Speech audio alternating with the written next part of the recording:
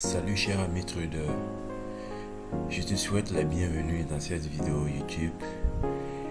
Ici une petite vidéo pour t'expliquer le fonctionnement des marchés financiers. En rappel, c'est ma deuxième vidéo sur la petite formation que j'organise pour les nouveaux et ceux qui veulent découvrir le trading et qui manquent de connaissances. Et également pour ceux de mon canal Telegram. Donc je profite de te montrer, et si tu n'es pas du canal, tu peux bien le rejoindre. Et si tu ne t'es pas abonné aussi à la chaîne, tu peux bien t'abonner également pour ne pas rater les vidéos à venir, car c'est une formation sur plusieurs aspects. Je crois que tu peux avoir les informations, tu peux trouver les informations sur sur mon canal Telegram en fait. Donc tu auras toutes les informations en description de cette vidéo juste en bas. Donc c'est parti pour le fonctionnement des marchés financiers.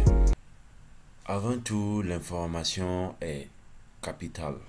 L'information est capitale dans tout domaine.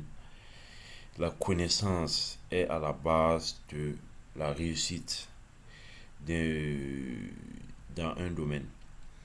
Donc, c'est pour te dire que le fait que tu suis cette vidéo, c'est déjà une bonne chose et je t'encourage à le suivre jusqu'à la fin parce que tu essaies de comprendre les marchés financiers. Tu ne veux pas trader pour trader, tu ne veux pas devenir trader et sans avoir toutes les informations nécessaires. Donc c'est pour ça je t'invite à suivre cette vidéo jusqu'à la fin, car à la fin de cette vidéo, tu seras capable de comprendre comment fonctionnent les marchés financiers. Tu seras capable d'avoir certaines informations que les autres, les débutants, n'ont pas. Donc, en premier lieu, les différents acteurs sur les marchés financiers. D'abord, il faut savoir qu'il y a plusieurs acteurs qui font les marchés financiers et ils sont classés par ordre de fonds. Voilà, si je peux le dire. Et je vais m'expliquer là-dessus parce que il y a des gens sur les marchés qui ont plus de fonds, qui ont plus de fonds, oui, qui ont plus de fonds, plus que d'autres. Donc c'est un point qu'il faut noter parce que les acteurs sur le marché, les marchés financiers, n'ont pas de forces égaux. Ils n'ont pas de forces égaux. Donc en premier lieu, il y a les banques. Les banques, c'est eux qui font la liquidité, c'est eux qui font les marchés. Je vais faire un peu de l'histoire. Il faut noter que le trading a débuté premièrement par les banques. Ce sont les banques qui se sont accordées pour inventer ce qu'on appelle le trading aujourd'hui. Au début, c'était en fait un marché interbancaire dont les banques s'échangeaient des devises. Imagine une banque qui a des devises et qui a des zéros et il veut échanger avec des dollars. Donc il va, il va avoir recours au marché financier pour faire ces transactions-là. Donc, au début, c'était les banques. Entre eux, ils s'échangeaient de devises. Maintenant, en tenant compte du taux d'échange, le taux d'échange, c'est par exemple la différence entre l'euro et le dollar. Si je dis différence entre l'euro et le dollar, c'est l'euro divisé, la valeur de l'euro divisé par la valeur du dollar. C'est cette différence-là, c'est cette différence qui nous donne le taux d'échange. Donc, par exemple, si je te prends par exemple euro.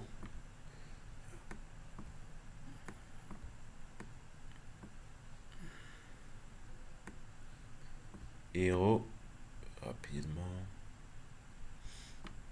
C'est pas intuitif, mais ça va aller. Euro dollar. Par exemple, si je te prends l'euro dollar comme ça, par exemple, si l'euro dollar fait par exemple comme 650 et le dollar lui fait par exemple, je vais prendre 570, ça veut dire quoi? C'est la différence de 650 par 570. C'est ça qui va te faire le taux d'échange. Donc c'est en fonction de cette différence là. Par exemple, si il y a une banque A qui veut convertir des zéros en dollars, donc il va faire recours à la banque B, qui lui il possède des dollars, donc ils vont s'échanger des devises. Donc le changement de devise va se faire, le calcul va se faire sur la somme et plus la différence en fait, plus la différence entre par exemple 650 divisé par 750. Voilà, donc c'est cette différence là, 650 divisé par 750, on peut dire que ça tourne autour de, bon par exemple, hein, je n'ai pas fait le calcul, je le prends à la rage, par exemple 1,20, 1,20. Donc ça veut dire c'est ça le taux, d'échange. Voilà, donc si tu vois bien sûr les graphiques, tu vas voir sur les graphiques, tu vas voir après si tu pars sur l'euro dollar, tu vas voir un point et 5 à 1 point, voilà, ainsi de suite. Donc tu vas voir ces valeurs là, ces valeurs sur le graphique. Et je crois sur c'est la valeur du taux d'échange en fait.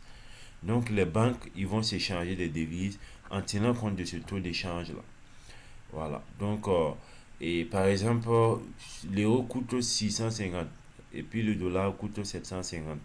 Donc et si il veut et la banque A veut convertir des dollars et des euros en dollars, et tu vas voir que et, par exemple si elle a par exemple 10 10, je le prends à l'arrache, elle a 10 euros, comme ça, voilà, et si elle veut convertir en dollars, elle peut se retrouver avec par exemple 12 dollars, 12 dollars. Avec ces 12 dollars là, et tu vois qu'il y a un surplus. Voilà, donc c'est ça le taux d'échange en fait. Voilà. Donc les banques s'échangeaient des devises comme ça. Donc c'est après maintenant, et bon, c'est un peu de l'histoire, hein.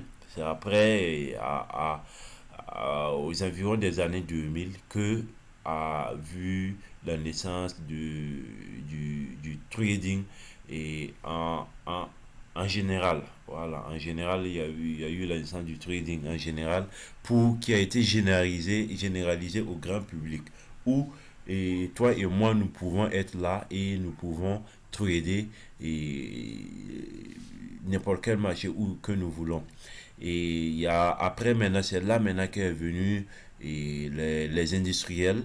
Les industriels, ce sont les entreprises. Ce sont les entreprises, les industriels également, ils font de grandes transactions sur les marchés. Ce sont des fournisseurs de liquidités également. Et je vais prendre un exemple sur, par exemple, Nescafé, par exemple. Nescafé, c'est une entreprise. Si Nescafé veut livrer, par exemple, et, bon, s'il veut livrer, par exemple, du Nescafé, ou soit Nescafé veut, par exemple, des matières premières, il veut acheter des matières premières. Donc, tu vois que il va avoir recours au marché financier pour faire des transactions de conversion de devises pour les acheter. Donc, c'est là et les industriels là, interviennent sur les marchés financiers.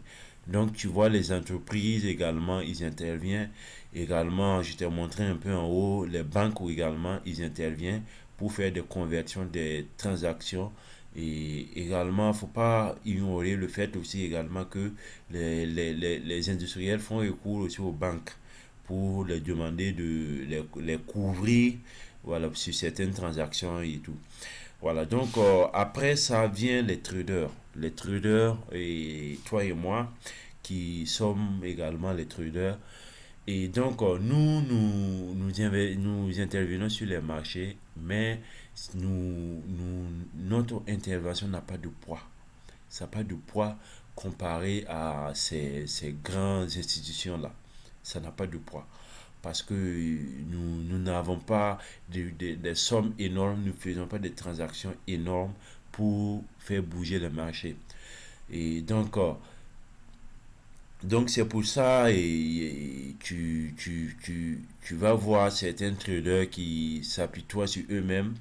Et oui, j'ai acheté EURUSD et je l'attendais à la baisse et le voilà, il est à la hausse et je me suis pris un stop, j'ai fait tant de pertes. Donc c'est ça, je te dis que le trading, c'est pas les traders qui le font. C'est pas toi. C'est pas parce que toi tu as pris une position à la baisse que les cours vont aller à la baisse. Ce sont les grands requins, ce sont les institutionnels, les banquiers. C'est eux qui décident. C'est eux qui décident. C'est eux qui mènent la danse sur les marchés financiers. Et si toi tu n'es pas au courant de ça, tu vas trader à la rage, tu vas te prendre, tu vas mettre la faute sur toi. Or, pourtant, tu as respecté ton plan. Le mieux, c'est de respecter son plan, c'est d'avoir un plan de truc, d'avoir une stratégie. Ça, c'est la base d'un trader rentable. Et à l'issue de ça, maintenant, tu pourras rentabiliser. Même si tu te prends des pertes, l'essentiel, c'est de respecter ton plan de trading. Donc, ces informations des différents acteurs sur le marché, il faut prendre connaissance. Voilà, c'est eux qui font les marchés. Voilà, donc si tu vois un marché qui dort, tu vois un marché qui ne bouge pas, il faut comprendre parce qu'il n'y a pas de transaction. Il n'y a pas des transactions qui se font.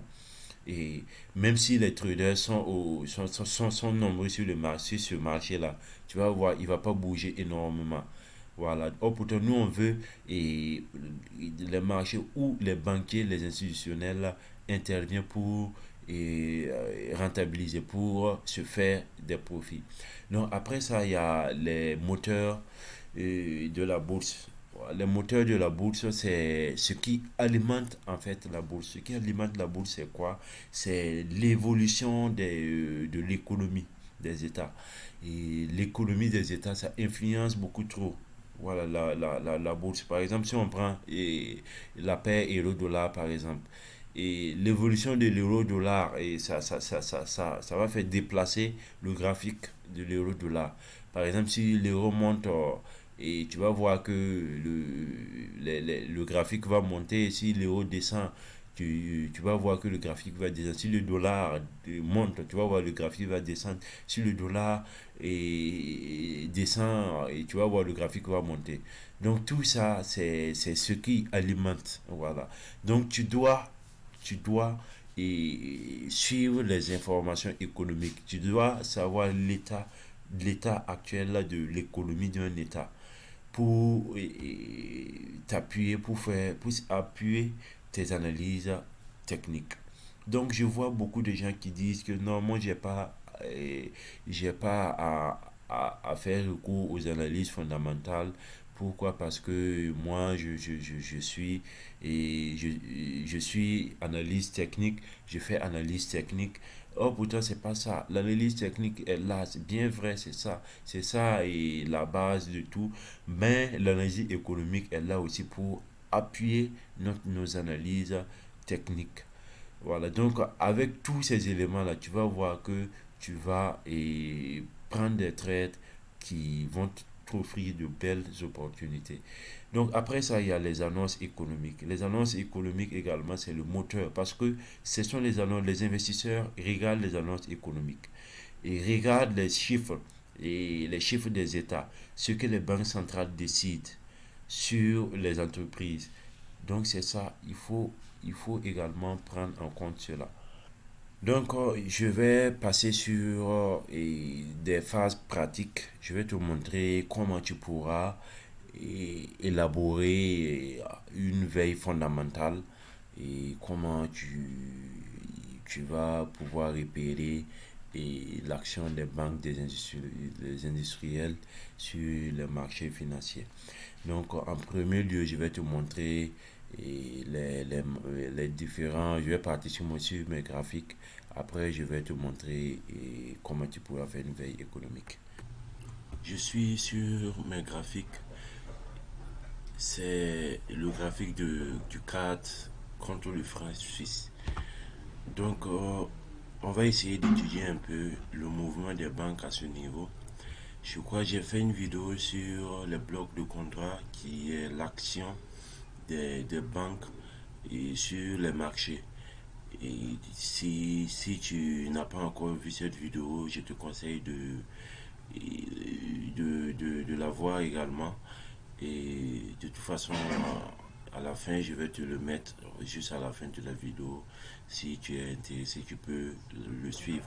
Et ça va t'aider également à comprendre le mouvement des banques sur les marchés.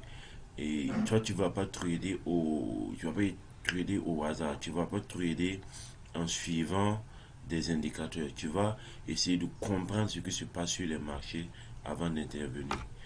Donc, ici, je te parlais de ceux qui font la liquidité sur les marchés. Tu vois, je veux par exemple à ce niveau, le 7 mars, le 7 avril, du moins, et le 5 avril, et jusqu'au 6 avril, tu vois que ici nous avons un marché qui dort. Je te rappelle que je suis à M15, nous avons un marché qui dort. Ça veut dire quoi? Qu'il n'y a pas, il y a pas de l'argent, il n'y a pas des institutionnels, il n'y a pas des banquiers qui sont là, qui veulent vraiment acheter ou soit vendre. Et nous voyons qu'il y a une accumulation entre vendeurs et acheteurs. Il n'y a pas de décision nette pour vraiment acheter sur ce marché-là. Donc, nous voyons qu'à partir de ce moment, et nous voyons la belle chute qui s'est annoncée. Et à partir de cette bougie également, vous voyez cette grande bougie-là, ça indique que les vendeurs sont là. Les banquiers sont là et ils veulent acheter fortement. Et à partir de cette chute même, tu peux basculer sur ton analyse technique pour essayer de voir s'il n'y a pas de retracement, s'il n'y a pas des niveaux qui vont être retracés pour essayer de prendre des positions. Et par exemple ici, je vois qu'ici il y a un niveau, je peux te le mettre. Il y a le niveau il y a le niveau des 60, des 80 du moins, des 80 pips. Voilà, il y a le niveau des 80 pips ici. Donc ici, qu'il y avait une zone à forte probabilité pour entrer. En voyant cette bougie, tu sais qu'il y a l'argent sur ce marché-là. Tu sais que les banques, les institutionnels sont là. Et tu attends une pattern. Tu attends des, des points d'entrée. Bon, toi tu connais, bon, moi mes points d'entrée ce sont les bougies, les chandeliers japonais. Je cherche des englobantes, des inside bars, je cherche des pin bars et au niveau de ces zones-là. Et tu vois bien que il y a eu une belle, il y a eu une belle chute. Il y a eu une belle chute à ce niveau. Si je prends à partir de cette étoile du soir là, et tu vois que tu as à peu près 30 pips. 32 pips. Si tu es patient, tu as 34. Et voilà. Et voici. Si tu es patient vraiment, tu te prends je prends près de 45 pips. Et je te dis 30 pips. 30 pips. Et sur le marché, en intraday, c'est déjà une bonne. C'est déjà bon. Tu n'as pas besoin de plus de ça par jour pour être rentable. 30 pips, c'est bon. Et si tu arrives à assurer 30 pips chaque jour, et tu vas voir que ça sera bien pour toi. Donc, il faut comprendre les choses, il faut comprendre les mouvements, il ne faut pas trader à la rage. Bon, ici, tu vas voir, ici également, tu vas voir des points d'entrée. Tu vas voir à travers ces mouvements-là, tu sais qu'il y a de l'argent.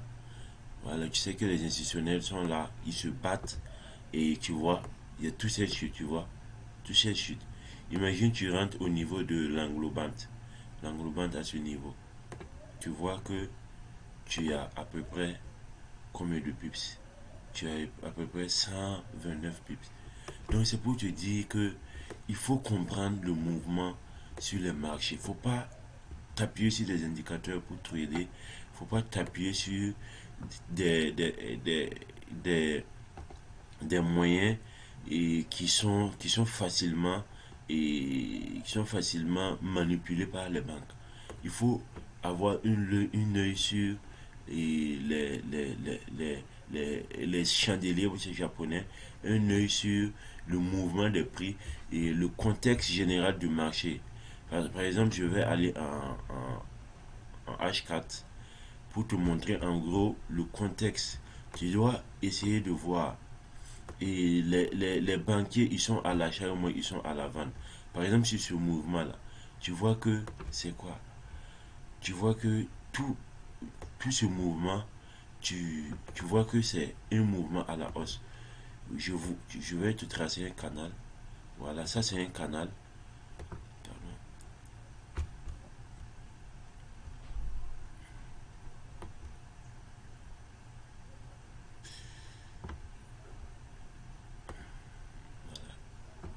En te basant sur ce canal, tu vas jamais chercher à vendre ici. En étant sur ce canal, tu vas jamais vendre. Tu vas toujours chercher des achats parce que tu sais que les banques, ils traitent, ils suivent et ils sont à la hausse. Et les banques, ils traitent sur le long terme. Ils ne s'embêtent pas sur les chandeliers de 15 minutes. Ils les réservent ça pour les algorithmes.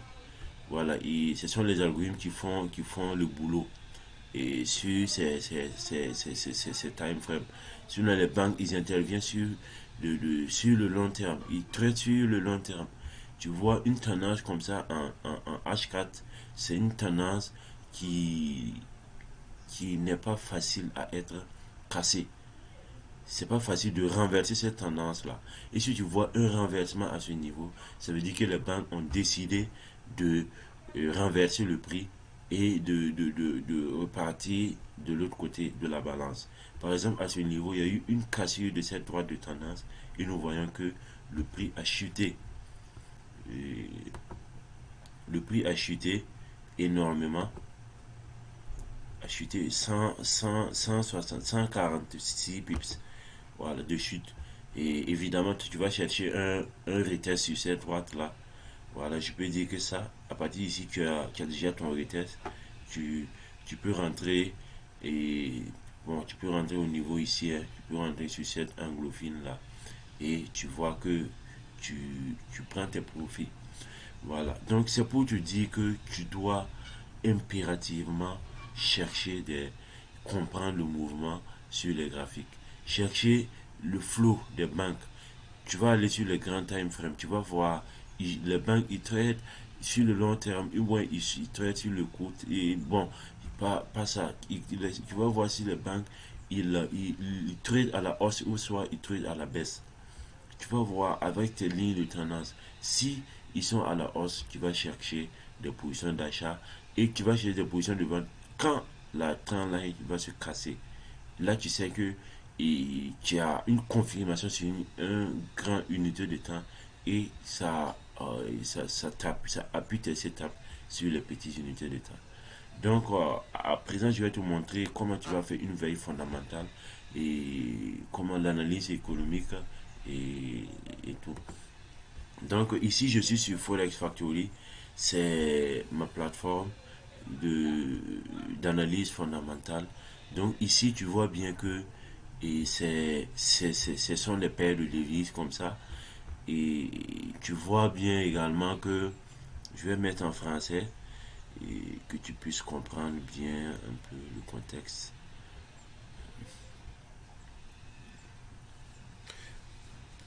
Par exemple, ici, tu vois, et le 2 avril, tu vois qu'il y a des annonces qui ont été faites.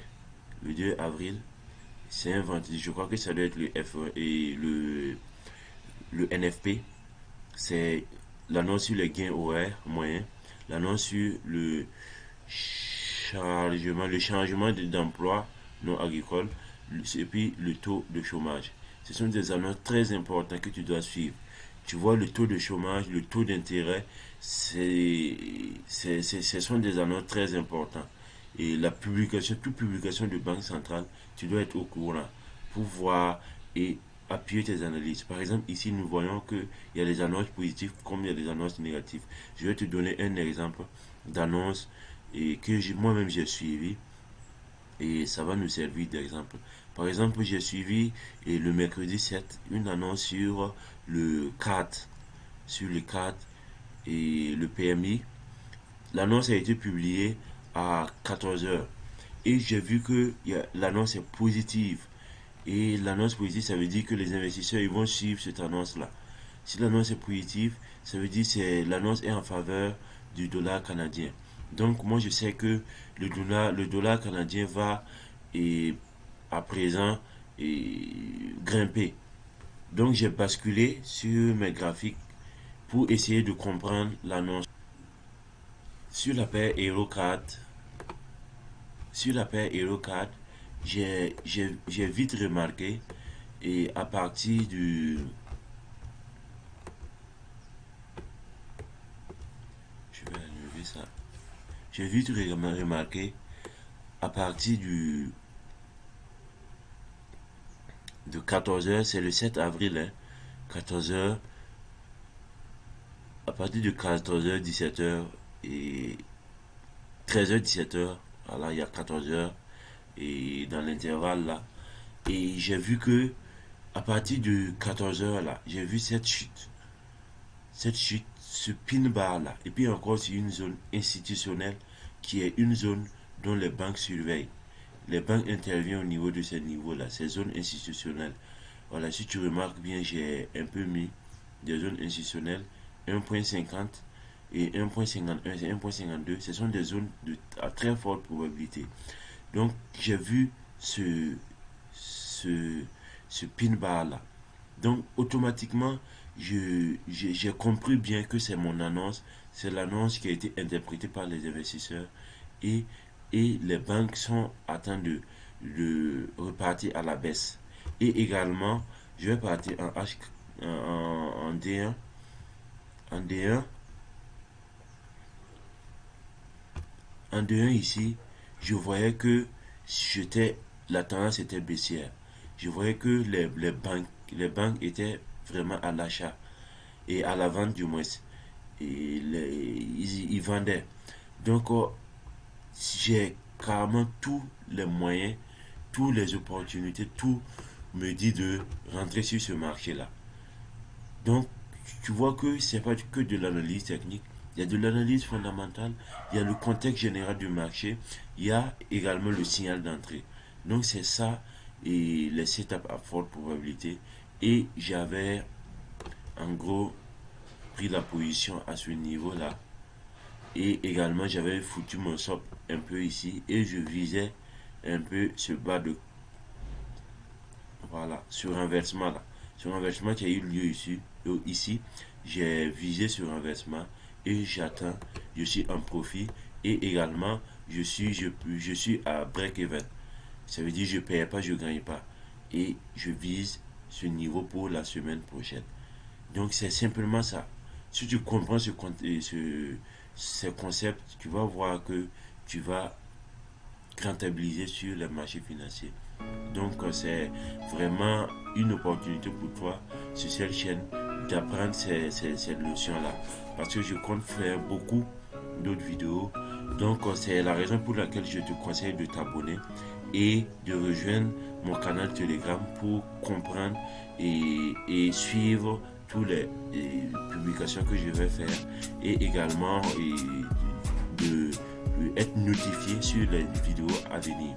Donc sur ce, je te remercie d'avoir suivi cette vidéo jusqu'à la fin et pense bien à mettre un pouce bleu si cela t'a plu. Ça me fait énormément plaisir, ça montre que tu apprécies mon travail et tu aimes bien ces vidéos. Donc je te remercie et bon trade à toi.